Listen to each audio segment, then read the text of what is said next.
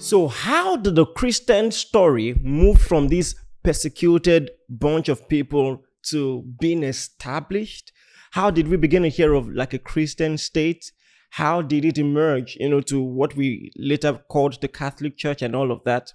So here's the story, and I'm going to just say it, in a way that you can recollect, and I'll try my best. So like I said yesterday, there was a lot of persecution in Jerusalem for different reasons, from the fire, that many people suspected the Emperor Nero to be responsible for, and that he blamed the Christians, and because of that sparked a wave of persecution. There were a lot of other reasons why there was a lot of persecution in Jerusalem.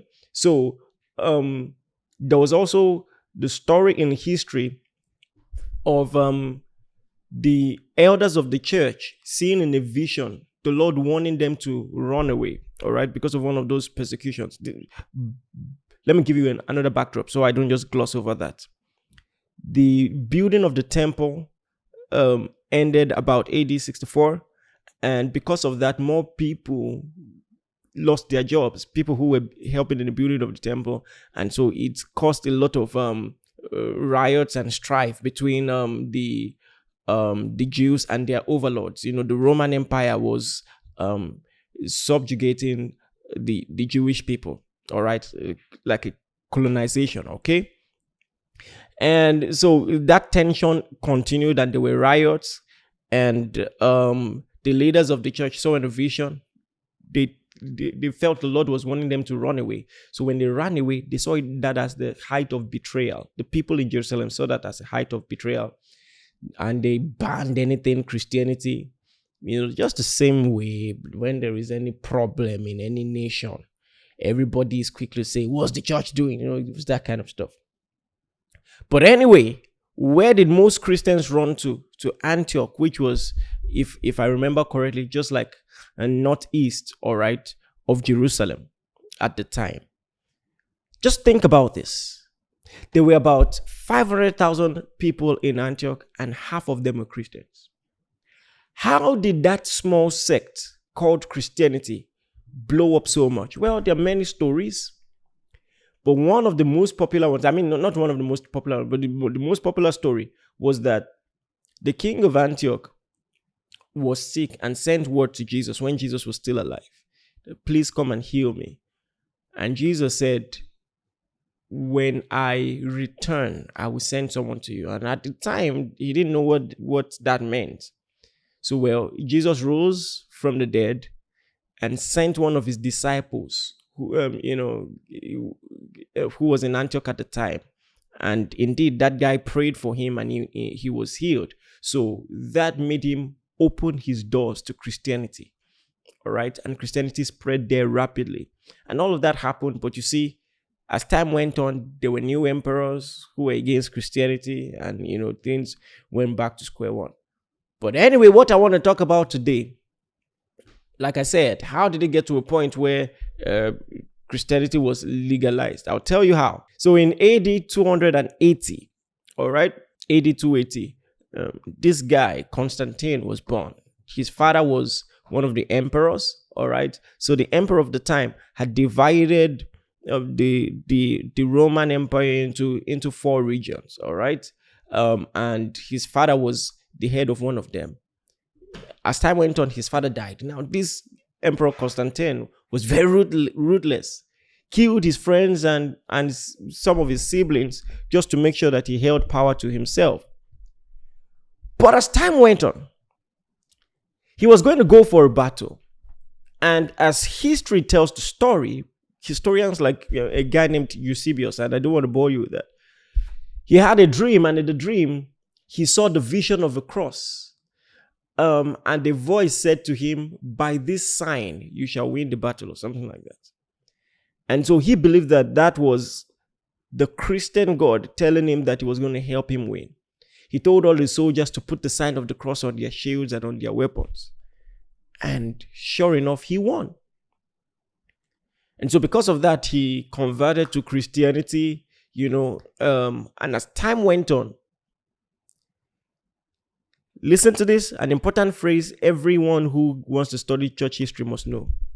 He came up with what was called the Edict of Milan. The Edict of Milan was essentially a rule permitting freedom of worship and prohibiting the persecution of Christians. All right. So he did this in collaboration with, I think, the emperor who was in charge of the west, the eastern region. He was in charge of the west, and the emperor in charge of the eastern region. They came together, all right, for that. And so that was a new era for Christianity. Just think about it. Gladiatorial sports were abolished, prostitution, and all of that. Now, even if they said freedom of worship, and that was supposed to be a rule that permitted all religions, because Constantine, however you want to call it, was a Christian emperor himself. He infused Christian values very strongly. All right. In fact, some of the buildings were in honor of the Christian God, and there were Christian themes there.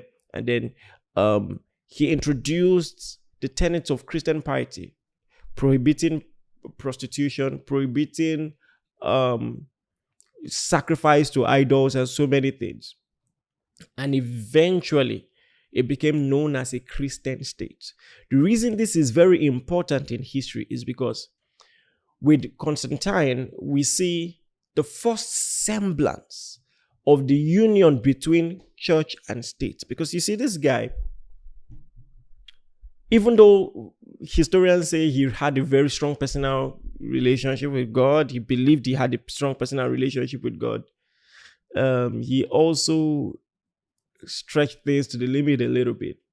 He called himself equal to the apostles, and everything. Felt it was his destiny to bring peace. And, even more so, the other emperor with whom he formed the Edict of Milan, I told you the entire empire was divided into different regions. They fell out, and so he had to go to battle against that one and won again and expanded his territory. And so he felt, wow, God is really behind me, and all of that. Called himself equal to the apostles and all of that. And with that, we saw the first semblance of the unity between church and state.